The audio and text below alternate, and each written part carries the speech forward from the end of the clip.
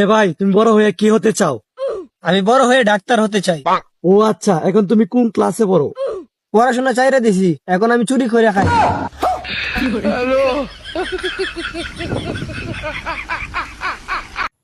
Next.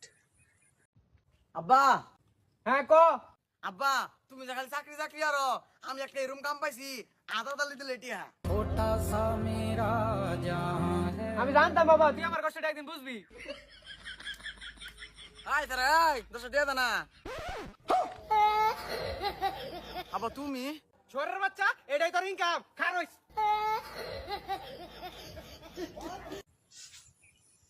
Next. যখন আমার লাগে গরম থাকে না লজ্জা শরম বেহুশ হইয়া কইরা থাকি কত জনে দেয় ঠিক আছে।